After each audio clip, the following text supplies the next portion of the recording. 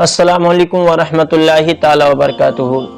دوستان محترم، روایت ہے کہ حضرت داؤد علیہ السلام کی قوم کے 70,000 لوگ عقبہ کے پاس سمندر کے کنارے ایلا نامی گاؤں میں رہا کرتے تھے۔ اللہ رب العزت نے ان کو آزمائش میں ڈالنے کے لیے، ان کا امتحان لینے کے لیے سمندر میں ہفتے کے دن مچھلی مارنا حرام فرمایا۔ سمندر میں ہفتے کے دن مچھلی مارنا اللہ رب العزت نے حرام فرمایا تو سمندر میں ہفتے کے روز بے شمار مچھلیاں آتی تھیں، لہٰذا باقی دنوں میں حلال فرمایا، باقی دنوں میں کوئی مچھلی نہیں آیا کرتی تھی۔ تو شیطان نے ان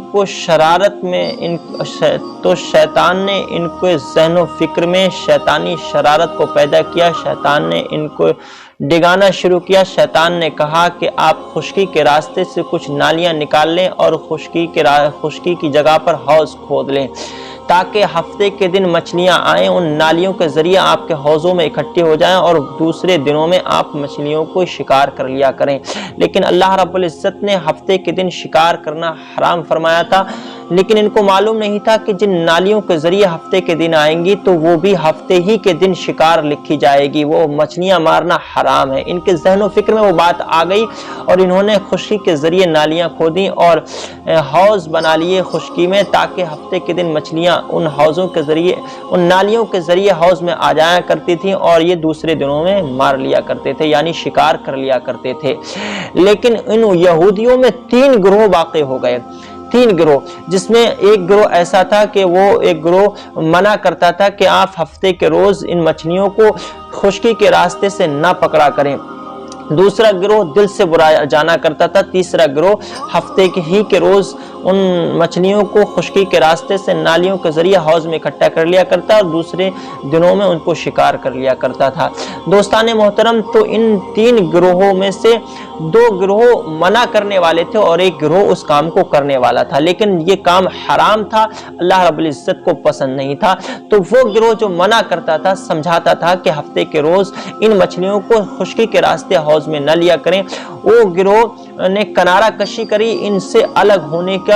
عقد کر لیا اور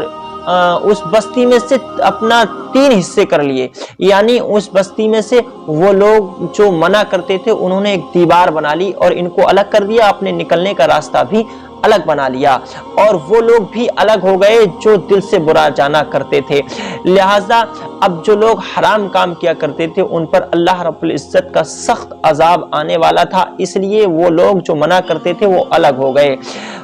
اب ایک روز جب صبح نمودار ہوتی ہے، دوسری جانب دیوار کے پار ایک خاموشی نظر آتی ہے، لہٰذا جو لوگ سمندر میں ہفتے کے دن مچھلیاں پکڑنے سے منع کرتے تھے انہوں نے جب دیوار پر چڑھ کر دیکھا تو سارے کے سارے بندر بن گئے تھے۔ یہ حضرت داؤد علیہ السلام بھی اس وقت غضبناک ہوئے، لیکن ان لوگوں نے داؤد علیہ السلام کی بات بھی نہیں مانی تھی تو اللہ کا عذاب آ گیا، سب کے سب بندر بن گئے۔ اور جب بندر بن گئے تو وہاں پر جب لوگ پہنچے تو وہ اپنے عزیز و اقارب رشتہ داروں کو سب کو پہچانتے تھے، لیکن ان کو کوئی نہیں پہچانا کرتا تھا۔ یہ اللہ کا عذاب تھا ان پر، کیونکہ وہ حرام کام کیا کرتے تھے، لہٰذا جو لوگ دل سے برا جانا کرتے تھے ان پر بھی اللہ کا عذاب نہیں آیا۔ پتہ چلتا ہے کہ کسی بھی غلط کام کو دل سے برا جاننا یہ بھی اللہ کے عذاب سے آپ کو بچا دیا کرتا ہے۔ تو اب وہ لوگ جو بندر کی شکل میں ہو گئے تھے انہوں نے 8-10 دن تک نہ کچھ کھایا نہ پیا، اسی حالت میں وہ سب کے سب ہلاک ہو گئے۔ یہ اللہ کا سخت عذاب آیا تھا اور جو لوگ منع کرتے تھے وہ بھی بچ گئے، جو لوگ دل سے برا جانا کرتے تھے وہ بھی بچ گئے۔ پتہ چلتا ہے، معلوم ہوتا ہے، کسی بھی غلط کام کو اگر آپ اپنے ہاتھ سے نہ روک سکیں، اگر آپ جو ہے اپنی زبان سے منع نہ کر سکیں تو اس کو دل سے ضرور برا جانیں تاکہ اللہ رب العزت اس گناہ سے آپ کو بچا دے جس گناہ میں قوم مبتلا ہونے والی ہے، جس گناہ میں اللہ رب العزت کا عذاب آنے والا ہے، اس گناہ سے آپ بچائیں۔ پروردگار کی بارگاہ میں دعا ہے کہ مولا کریم ہم سب کو نیک عمل کرنے کی توفیق عطا فرمائے اور تمام حرام کاموں سے ہم سبوں کو باز فرمائے۔